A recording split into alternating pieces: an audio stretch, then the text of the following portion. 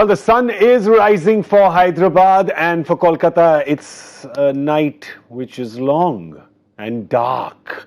5 in a row now for Kolkata Knight Riders.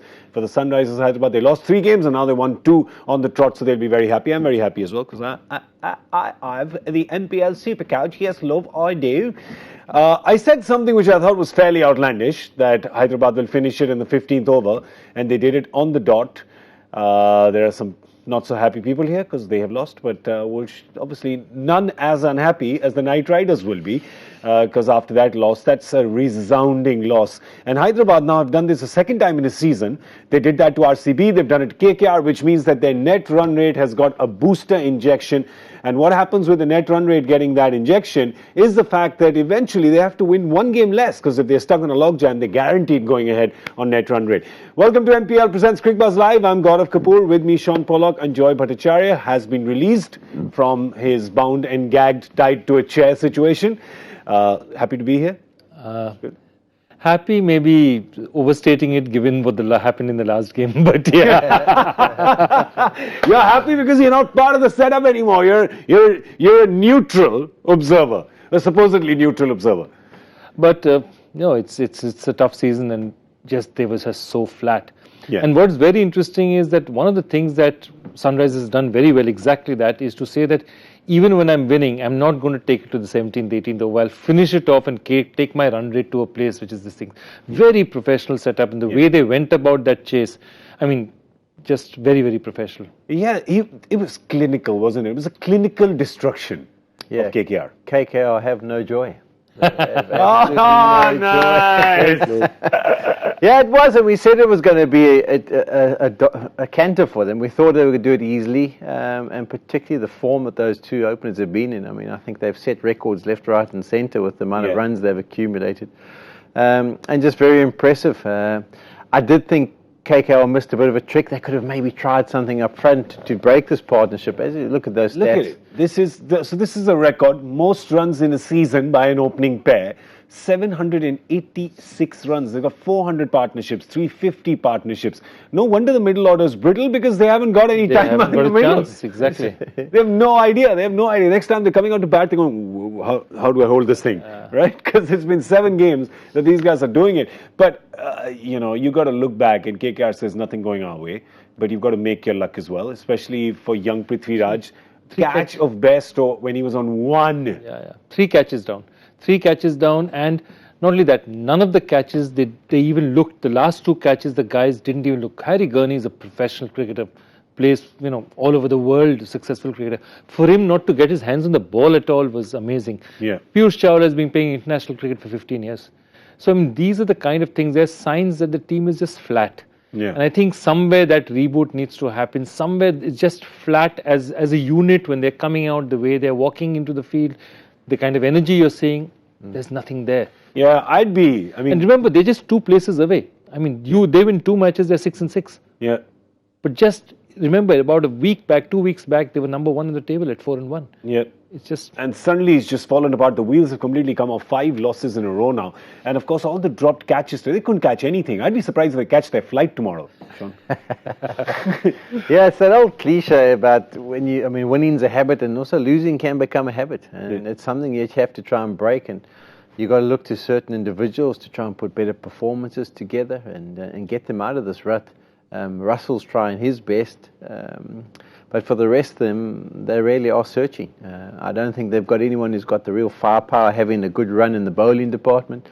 And besides Russell, no one's really firing with the bat. Even Lynn, he gets his 50 or 60, whatever he gets, but it's not at that same rapid rate. That's a run about 50 is actually doing your team a disservice in a way, right? I mean, not here, because they didn't get enough runs. No, even then, even here, because if you're looking at it, any batsman who, firstly, you started off at a run rate of about 200, okay? Yeah. You cannot start at 200 and end it then at 110. He made about 51 of 47 odd balls. That means basically the guy whose eye is most in has basically given away dot balls in the second half of his innings. He's actually just played dot balls. So what you're thinking then is he playing for the team? What is he looking at? Or is he saying that too many wickets have fallen, I'm not going to take any chances?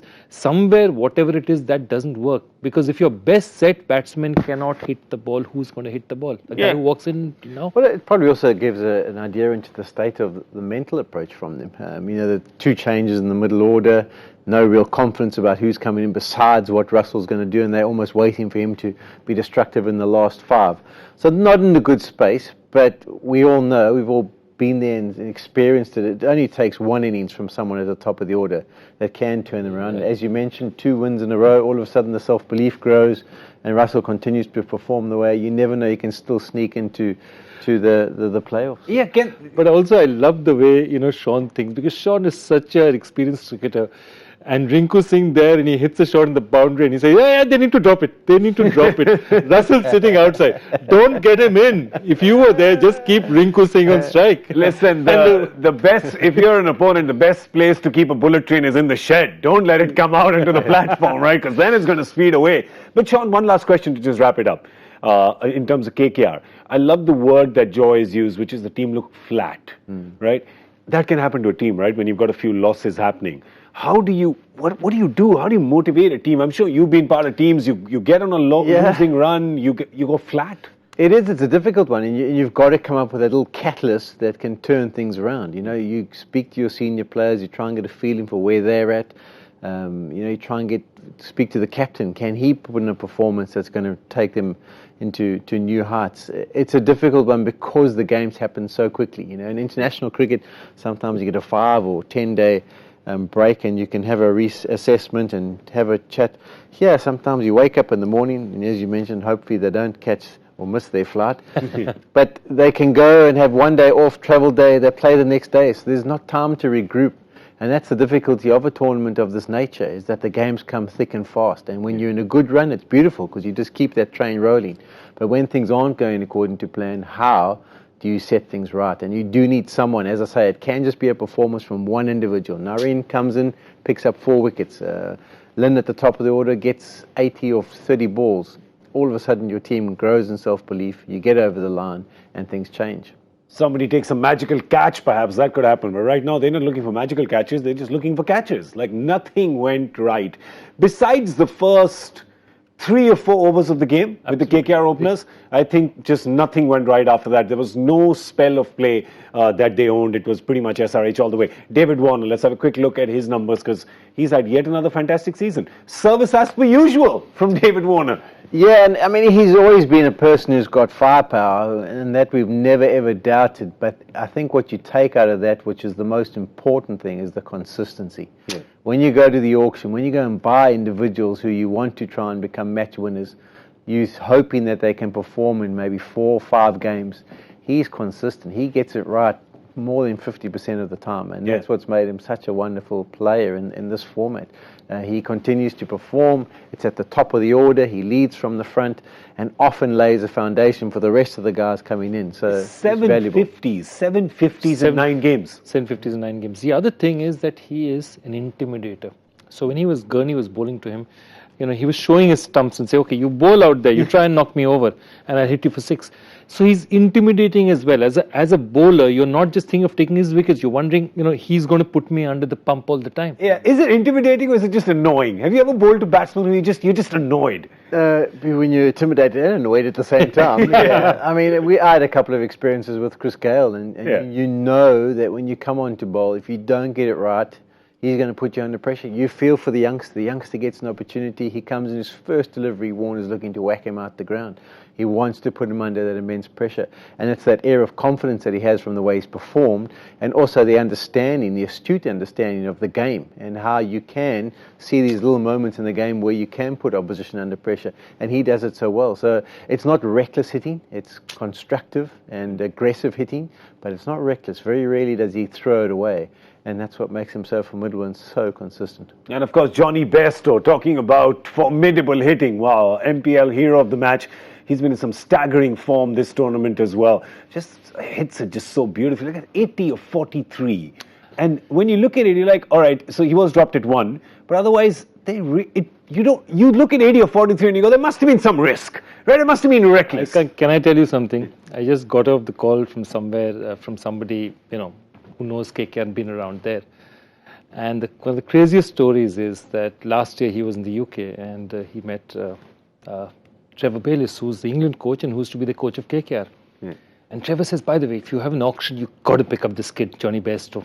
Yeah. He's the guy you should pick up. He's a really good kid, will fit in perfectly in the IPL, will do really well. How many years ago was this? Last year. Oh, this is last year. All right. Okay. Yeah, Bairstow joined them this year. Yeah. No, I thought when you said kid, I thought, because we've known Bairstow for a while and he's been. Yeah. But did you hear the interview too afterwards where he says, I hope I'll be back? Surely Sunrisers wouldn't let the opportunity go to get him not a back. hope in hell. They'll lock him in and throw away the key. Yeah, that's just polite British talk, right? You know, But when you go to somebody's house, you're the life of the party. You're like, I hope you invite me back for your next party. Of course, you're going to be the first name on the guest list. But exactly, and it just shows you that's KKR season. I mean, not just on the field. I mean, you had a chance. Somebody told you, who was your former coach, Bairstow's current coach, told me, go pick up Bairstow in the auction. Well, look at him. Look at him. Johnny, yes, Papa. That's what he's been doing. All right, well, let's have a quick look at our super team hero of the game and then we'll move our attention to the next game. It's Mohammad Javed. Well done, 361 points. He's our super team hero on MPL. Good stuff, man. 361's pretty good. And he looks really young, though. You look really young. You've maintained it's a good skincare regime, I'm guessing. Just a bit like me. I don't look 56, do I? Okay, let's have a look at the next game. There's somebody who's been playing for almost 56 years. It's MS Dhoni. Seems like he's been around for a while, and he's there today. So that's good news for all CSK fans. And the better news for RCB fans, AB de Villiers is playing as well. Shaun, I said yesterday that if AB de Villiers and MS Dhoni were both not playing again, like they didn't play their last games, that everybody in the Chinnaswamy Stadium should be refunded half their ticket money.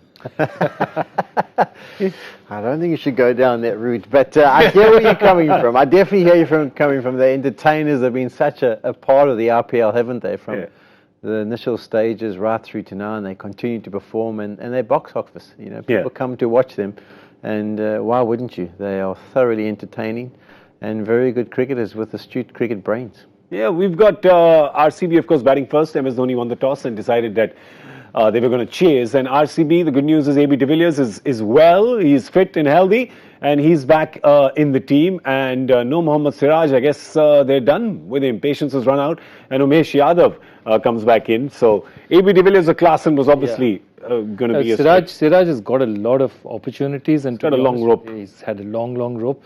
And I think Umesh will be really, really happy if Umesh comes in and there's Dale Steyn at the other end. He's swinging the ball. He's just saying, Dale also has a calming influence. He's like, when you have, see, all these teams have bowling captains and batting captains and all. So if Dale is like your fast bowling captain, all the other guys will group around him and, it'll just help the unit a lot. He'll tell you. Yeah, I think Dale would be a good bowler for them on those conditions as well. I mean, it's not easy to bowl there. We've seen how batter friendly it has been over the years. But what excited me was that first delivery ball to Lynn the other night was a little bit of shape. And at the altitude that you get at Bangalore, the ball tends to swing just a little bit more than at the coastal conditions. So I'm hoping to see him shape the ball. The only worry for me that was at the toss when Virat said that the dew factor, and it's tough enough for bowlers out there in T20 cricket without having the ball wet and feeling like a piece of soap and wondering whether this thing is going to come out as a beamer or actually as the intended Yorker. So we'll have to wait and see. I hope it doesn't play too big a part. Yeah, but is Dale like that as well? Is Dale the kind of guy, I mean, you've played so much with him, is he the kind of guy who would take control of the youngsters, perhaps as, mentoring the young, because there's a few younger bowlers there? Yeah, he'll definitely be passing on his knowledge and trying to create some confidence within the team. He comes in, he would have felt a little bit uncertain about how he was going to go. He sat on the sides for 2 or 3 weeks, didn't play much cricket, gets an opportunity to come out, bowls well in his first game. So he'll be happy about that. And he is the kind of guy with the stature, the achievements he's managed to achieve. The guys will look up to him and they'll be taking a lot of information from him. And he is the kind of guy to give and try and make them feel comfortable and ready to go. There's also other big news is that Dwayne Bravo is back for Chennai. been a bit of a good luck charm for them, hasn't he?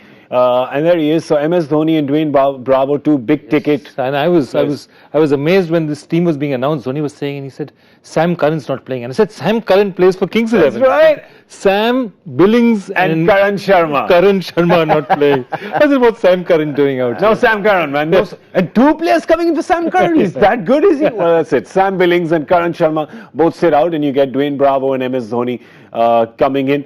There's a few T20 sort of top draws there. I mean, Dwayne Bravo has been one as well, world over. Yeah, I think it's the experience. I mean, I know CSK they talked about it last year as being all the old boys, and maybe it's the grandpa's team. I think it was one of them. Dad's Army, something along those lines. Yeah, but the experience counts for so much, and it's why, because the experience gives you the calm head in a tough situation. Yeah. They've seen it all before. They don't panic about what the situation they're facing. And when you look at their lineup, it just looks so nice and balanced, and you just know you can turn to different guys. If the surface is turning, you've got your options. If it's nipping around, you've got your options. And then the experience comes in the batting department where all the guys can do the job. So they look like a quality unit. You know what they remind me of?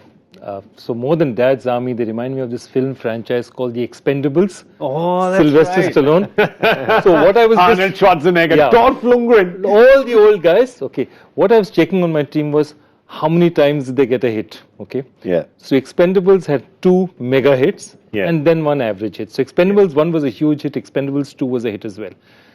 Expendables 3 was expendable. Yeah, but remember, Expendables 1 2018 was a hit. Yeah. 2019 could also be a hit.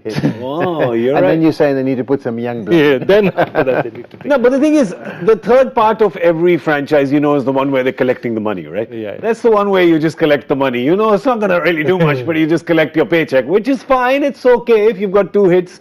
Dwayne Bravo, and you have a bit of a history as well, because at Mumbai Indians, were you integral in getting him as a replacement when Malinga was injured? 2008? Yeah, he was a quality signing for us. He obviously wasn't picked up initially, and we had a couple of injuries.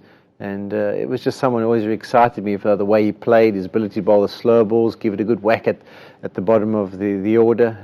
So we were quite keen to get him on board, and he did a very good job for Mumbai Indians. You've got Dhoni missed out with the back issue. AB de Villiers missed out with the back issue. One of the celebrations in 2008, Dwayne Bravo came and jumped on my back.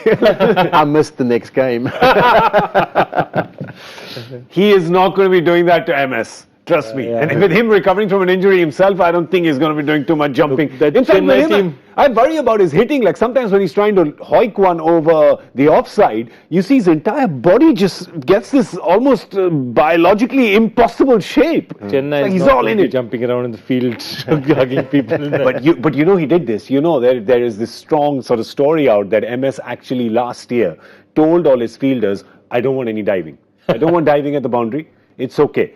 Let the 3 become 4, cover it up in bowling and batting. This is a very strong story. It's but never been sort of confirmed, but we never saw any diving happening there. There was a few running and foot stops like you tend to do. Fast bowlers love doing that. That's dangerous in itself. Yeah. If you get it wrong, the ankle can be turned over. But that makes sense. I mean, they are there to win games with bat and ball, and there are certain guys, for example, Faf du Plessis, let him dive as much as he wants. Yeah. Rainer, let him dive as much as he wants. But the older guys, maybe just let that ball go to the boundary. Watson diving is not a sight. Watson and Gale diving, and you just wonder, please don't do it. It's not good for the ground. It's not good for you. Yeah, but some of the younger guys as well, like you saw Mujib dive the other day, Alzari dive the other day. Both these guys, young guys, early 20s, and both are out with their shoulders. So maybe just everybody. Take it easy on the diving. Take it easy on the football in the warm-up. Yeah? That worries me as well, Shaun. That little football thing is, yeah. Well, we always joke that we haven't seen Manchester United warm up with some cricket. They don't go along that route. Only the But United players. is warming up with some tennis today. Were they no, down 6-love in the first set? We're not even mentioning that score. All the sports are merging. All right, you can take part in MPL Super Team. Make your team as well. There's some superstars out there today. Pick them in your Super Team on MPL. I hope you've downloaded the app. And then, of course, choose the game. This is a big game. It's a marquee game. Bangalore, Chennai. And then, of course, get on that leaderboard. And we will upload for you. all I'm hoping is that it's got to be a more interesting game than when they met the first time, right? Yeah, the first game That was a snooze fest. And the worst part of it is, 70 is bad enough, but Chennai chasing it over 18 overs it was just a killer. Yeah. It was like watching grass grow. I mean, there was more fun than the night before just watching the grass at the pitch. They were in no hurry. In fact, that's when I thought they're the dad's army. They're like, let the kids go to sleep and then we'll go home. Otherwise, they just cry and they make a noise. Let them go to sleep. Let's play till the 18th over. Can we get this in 34? No, it's a 20-over game. All right, we get it in 18. All right, so for RCB, another player, last game changer definitely, was fantastic, was Moeen Ali. Moeen Ali underutilized Shaun in the previous season. They barely got him in towards the end of the season. This time they played him from the beginning, and he's shown why you need to have that faith in him. Yeah, also underutilized maybe even this season with the ball in the hand. But as far as the batting goes, he's been impressive. The strike rate's really good. And he's sort of come into his own. Also, the left-handed option. You've got the two firepowers of Kohli and de Villiers, right-handers. Quinton de Kock's no longer there, so now you need the left-hander to come to the crease. Yeah. But I think RCB, I mean, they'll always be disappointed the way they've performed over the years because of the gun players they've had. I mean, absolute superstars. If you had to pick a 10 of the best T20 batsmen of all time in the IPL, probably 6 or 7 of them would have come from the RCB. So the bowling hasn't been as strong, but as far as the batting goes, they've always come to the fore, and Moeen Ali is the one who's stepping up as the replacement this year. Can this happen sometimes when you have two really strong marquee players? You've got a Virat Kohli and an AB de Villiers, all-time greats. You have them. Can it almost sometimes be a little too awe-inspiring for the others, or can they be lulled into a false sense of security that these two are going to do it? Can they, what I'm trying to ask, it's a tough question. Can there be a negative impact of having two larger-than-life characters in one team? They had 3. Yeah. They had 2 years back, they had 3 of them. They had 3 of them. They had 3 huge. It doesn't put pressure on the team, but what happens is you always think somebody else is going to do it for you. Or just these two. Or conversely, if these two get out early, the rest of the team doesn't have enough faith in themselves to get the job done. I think it's more of a discussion for another time. I think the tactics are wrong. I think that surface of theirs is too good. And when you've got 3 class players, they can bat on any kind of surface. They make it too easy for the opposition. When they rock up, it's an absolute belter. Any of those other batsmen from the opposition can just stand and deliver. I think that surface needs to offer a little bit, because de Villiers and Kohli will still score, and score at a rapid rate. But it gives the bowler something. My mind is blown, because in 12 years with the IPL, this is the first time I'm hearing that point, and that makes perfect sense. We're done. That's it. Let's go. No, we're done. We're done for the season now. I don't know, because it's so right. That's what these guys. Why do you have to give them an advantage? Because they will create an advantage on any surface. You're giving them an advantage by disadvantaging your bowlers so much and advantaging the other. No. Yeah, what you're doing is basically, if Kohli can hit 100, so can they.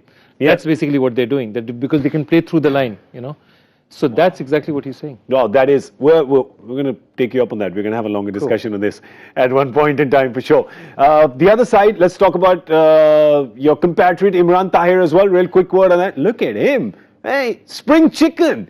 Yeah, the South African bowlers are going well. Rabad is top of the pops, but have a look at Imran. He's been such a find for South Africa. And this is in middle overs. He's just been amazing. He just chokes the opposition. Huge amount of dot balls. Strike rate's brilliant. 15 wickets. Sure, you can't ask for much more than that from a man in the middle overs, and he's going into his late 30s. Late 30s? He's almost 40, isn't he? He's played for 29 first-class teams. 29 separate first-class teams. Wow.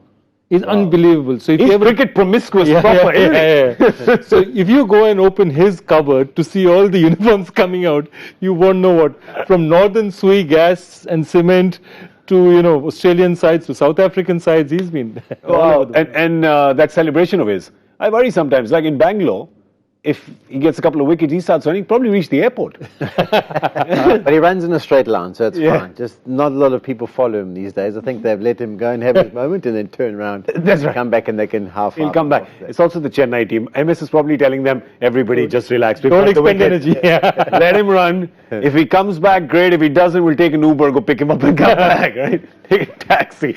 All right, time for our MPL Super Couch predictions. It is RCB batting first. It's in Bangalore. They're going to have some fun today because they've got AB de Villiers back. They've got Virat Kohli. They've got Moeen Ali who's got some runs.